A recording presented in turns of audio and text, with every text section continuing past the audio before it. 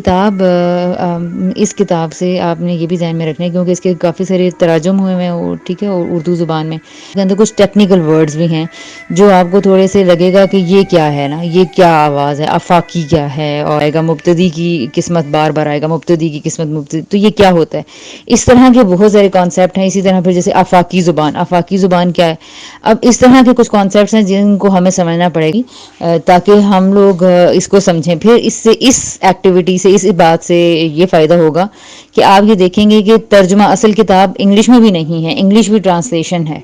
وہ لوگ، یہ میں صرف ان لوگوں کے لیے بات کر رہی ہوں جن لوگوں نے قرآن پڑھا ہوا ہے، ٹھیک ہے. آپ یہ دیکھیے گا کہ اوریجنلٹی میں کیا، اوریجنل رائٹر کا کانسیپٹ کیا ہوتا ہے اور ٹرانسلیشن سے کتنا فرق پڑ جاتا ہے ریالٹی کو گریب کرنے میں. تو جو لوگ قرآن کو ترجمہ در ترجمے پڑھتے ہیں اور دوسروں کے ہی ترجموں پہ بھروسہ کرتے رہتے ہیں، اگر وہ لوگ ریئل لینگویج کو ایکسیس نہیں کرتے ہیں تو وہ دیکھیں کہ وہ کتنی چیزوں کو لیک کر رہے ہوں گے، کتنی چیزوں کو غلط انڈرسٹینڈ کر رہے ہوں گے. یہ بہت آسان راستہ ہے کہ ہم دوسروں کے ترجمہ در ترجمہ کو پڑھتے جائیں. اور ذہن میں رکھنا چاہیے کہ ترجموں سے ترجمے کرنے میں کیا فرق ہوتا ہے اور اوریجنل ٹیکسٹ کو پڑھنے میں کیا چیزیں منفرد ہوتی ہیں. تو یہ ایک بڑی مزے کی چیز ہوتی ہے. اس طرح ترجمہ والی کتابیں پڑھ کے مجھے اندازہ ہوا ہے. اور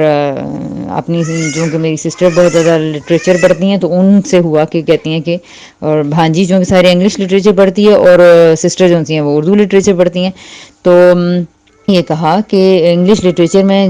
جو چیزیں اتنی خوبصورت آ رہی ہوتی ہیں ان کو اردو میں ترجمہ کرتے ہیں تو بالکل بھونڈا سا بنا دیتے ہیں. اسی طرح اردو کی بعض چیزوں کو جب دیکھا گیا کہ انگلش میں ٹرانسلیٹ کیا گیا تو وہ اصل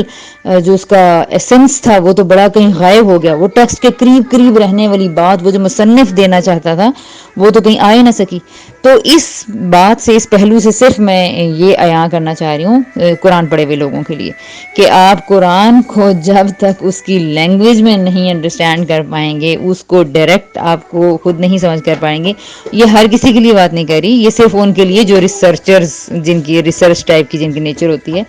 ان کو، تاکہ وہ اپنے ذہن میں کلیئرٹی رکھیں کہ جب بھی آپ ترجمے پڑھیں آپ کسی اور کو بیچ میں پڑھیں، آپ خدا کو نہیں پڑھیں. لیکن عربک کو عربک میں سمجھنے کی کوشش جب شروع کی جا رہی ہوتی ہے تو اٹ مینس کہ آپ کتاب لکھنے والے کو سمجھنا شروع ہو گئے یا کتاب دینے والے کو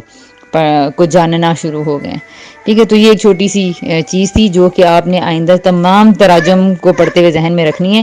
کہ رائٹر کی سوچ کیا ہوتی ہے، ترجمہ والا اپنی سوچ، اپنی بات بیچ میں شامل کر دیتا ہے. تو ہم اگر کسی چیز کو پیورلی سمجھنا چاہتے ہیں تو بہتر یہ ہوتا ہے کہ یا تو مختلف ترجمے پڑھ لی جائیں تاکہ اس کی بات کو گریب کر لیں، اور یا پھر اس لینگویج کے اندر جایا جائے، اس کے لٹریچر کو سمجھا جائے. جیسے کہ کہا تھا کہ ترجموں کے کمپیریزن کو ایک دفعہ دیکھ لیں گے، اس سے آپ کو بڑی ایک مزے کی انٹرسٹنگ بات پتہ چلے گی کتابوں کے متعلق. میں صرف 3 جگہوں سے پہلے 2 صفحات کا ایک کمپیریزن آپ کے سامنے رکھوں گی کیونکہ میں نے یہ کتاب پہلے جس ترجمے کی پڑھی ہوئی تھی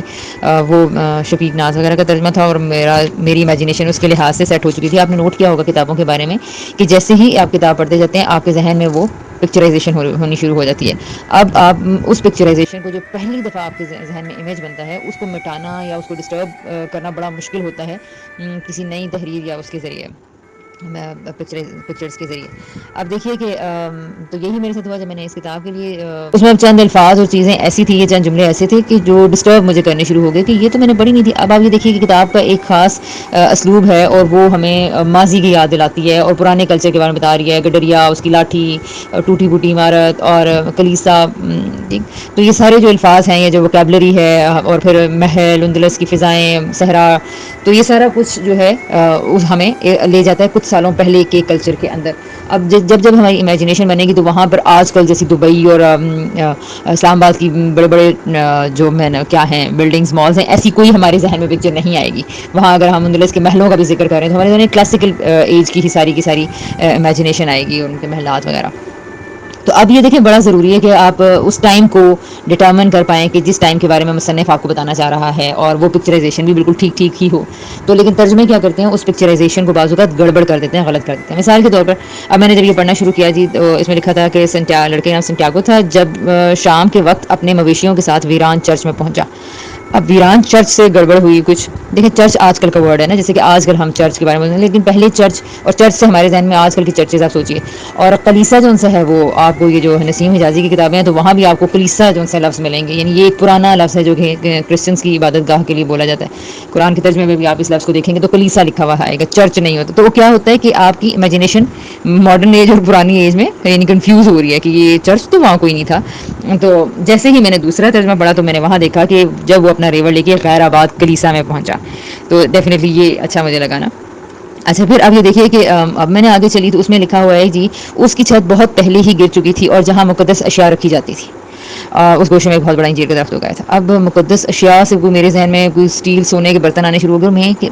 پھر کنفیوز ہو رہی ہوں. اب جب دوسری کتاب میں پڑھا تو اس میں تھا کہ جس کمرے میں اچھا کلیسا کی چھت کو گرے ہوئے ایک عرصہ ہو چکا تھا, جس کمرے میں کبھی تبرکات رکھے جاتے تھے وہاں پر ایک بڑا توت کا درخت, مصری توت کا درخت اگایا تھا. تو اگین یہاں سے ترجمے میں آپ نے دیکھا ہوگا کہ مقدس اشیاء اور یہ تو وہاں سے کچھ سمجھ میں نہیں آ رہی, لیکن جیسی تبرکات کہا ہے تو ہم دیکھتے ہیں کہ قرآن میں جہاں سلمان علیہ السلام کا ذکر آتا ہے تو وہاں بھی ان کی تبرکات اور ان کی تخت اور اس چیز کا ذکر ہوتا ہے, تو ہم فوراً سمجھ جاتے ہیں موسیٰ علیہ السلام کی تبرکات یعنی ان کی لاٹھی وہ عصا جو ان کا خاص والا تھا, یا وہ صندوق تابوت سکینہ, یعنی ہمیں ذہن میں آ جاتا ہے کہ بھی تبرکات کیسی ہوتی ہیں. اچھا پھر اس کے بعد تیسرا ایک چھوٹا سا میں کمپیریزن بتاؤں گی کہ جی اب دیکھیں کہ ترجمے میں کیا لکھا ہوا ہے, تباہ شدہ نصف تباہ شدہ چھت سے اسے ستارے دکھائی دیے. دوسری کتاب میں لکھا ہوا ہے کہ آدھی ٹوٹی پھوٹی چھت میں سے اسے ستارے نظر آ رہے تھے. اب تباہ شدہ سے لگتا ہے کہ وہاں پہ کوئی ناگاساکی ہیروشیما کا کوئی ایٹم بم گرا تھا, تو لیکن تباہ شدہ نہیں, یعنی کہ ایسے لگ رہا ہے کچھ جنگیں وہاں پہ ہوئی ہیں تو تباہ ہو گیا. تو پتہ چلا کہ دوسرے جب ترجمے میں آپ نے پڑھا کہ آدھی ٹوٹی پھوٹی چھت یعنی کہ پرانی ہو چکی ہے بھائی, اور اس کا مطلب اس وجہ سے وہ ٹوٹ پھوٹ گئی ہے. پھر یہاں پر آپ نے دیکھا ہوگا کہ گڈریوں کی مخصوص چھڑی لے کر وہ اپنی بھیڑوں کو بیدار کر دے جو ابھی محو خواب تھی. اب محو خواب سے ایسے لگ رہا ہے کہ کوئی عظیم ہستیاں سو رہی ہیں جبکہ بھیڑوں کی بات ہو رہی ہے. دوسرے ترجمے میں دیکھیں کیا لکھا ہوا ہے, وہ اٹھا اور اپنی چھڑی کی مدد سے ان بھیڑوں کو جگانے لگا جو ابھی تک سوئی ہوئی تھی بھائی جیسے ہو. تو یہاں پر یعنی کہ یہ گڈریوں کی مخصوص چھڑی بھی اور پھر اپنی بھیڑوں کو بیدار کرے جو بھی محو خواب تھیں, تو یہ ایک اگین کچھ تھوڑی سی گڑبڑ لگ رہی ہے, جبکہ یہ ایک سادہ لائن میں ٹو می اٹ از, تو ہو سکتا ہے کہ آپ لوگوں کو ایسا نہ بھی لگے, لیکن بہرحال یہ فرق ہے. اچھا گڈریا ایک جگہ آپ دیکھیں گے کہ آیا اور اس نے اپنی جیکٹ اتاری اور وہ صاف کرنے لگا جگہ نا, تو اب میں کنفیوز ہو رہی ہوں کہ گڈریا نے جیکٹ کہاں سے پہن لی ہے. تو دیکھا ہے جی اچھا وہ پھر میں نے جب دوسرا ترجمہ دیکھا تو اس میں تھا کہ اس نے اپنا چوغا اتارا اس جگہ اس آگے, تو ہاں چوغا گڈریا اس لڑکے نے پہنا ہوا تھا بھائی. تو یعنی اب جیکٹ نیا کلچر آج کل کی بات ہے, اور چوغا جو سا ہے وہ ہمیں پرانے ٹائم میں لے کے جاتا ہے, ہماری امیجنیشن کے اندر فٹ بیٹھ رہا ہے کس ٹائم کی بات ہو رہی ہے. تو کہنے کا یہ مطلب ہے now come towards the conclusion کہ ہم لوگ یہ جو میں نے صرف دو صفحات آپ کے سامنے چھوٹے چھوٹے دو چند لائنز میں رکھا ہے, اس سے پتہ ہی چلتا ہے کہ ترجمہ ایک ایسی چیز ہوتی ہے جو کہ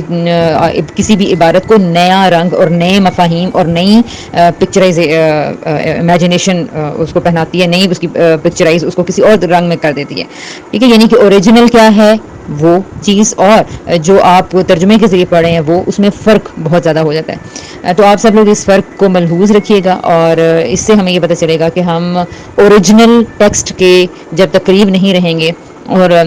تو ہم اس کلچر کو, اس جگہ کو, وہاں کے افراد کو, ان کے ذوق کو صحیح نہیں سمجھ سکیں گے. تو چونکہ بہت سارے لوگ, میں نے پہلے بھی کہا تھا کہ قرآن پڑھے ہوئے ہیں یہاں پر, تو اس وجہ سے یہ میں کمپیریزن بہت اہم دینا چاہ رہی تھی کہ قرآن کی بے شمار آیات کی جو ہمیں جو آج کل کے دور میں ایک معمہ بنی ہوئی ہیں جس کو کہ لے کر بہت ساری بحثیں چلتی رہتی ہیں, وہاں یہ بات جاننا, یہ ذہن میں رکھنا بہت زیادہ ضروری ہے کہ آپ کو اللہ تعالیٰ کی زبان میں اس ٹیکسٹ کے اندر جا کے اترنا پڑے گا, اس کو وہیں 1400 سال پہلے کے ماحول مکہ مدینہ کی گلیوں میں ہی کھڑے ہو کر ان لائنز کو پڑھیں, وہیں سمجھیں, تو پھر آپ کو سمجھ میں آئے گی کہ ہاں اچھا یہ اتنی بحثیں ہوتی ہی نا اگر ہم وہاں پر اتر کر اس ماحول میں کھڑے ہو کر ان آیات کو سمجھ رہے ہوتے. تو بہت ساری آیات آپ کے ذہن میں ہوں گی کہ جن کے ترجموں کی وجہ سے بیسیکلی بہت سارے پرابلمس پیدا ہوئے ہیں. تو اب اگر بات ترجمے اور قرآن کے حوالے سے ہو ہی رہی ہے تو میں اس کو تھوڑا سا مزید ایڈ کر دوں کہ فار ایگزامپل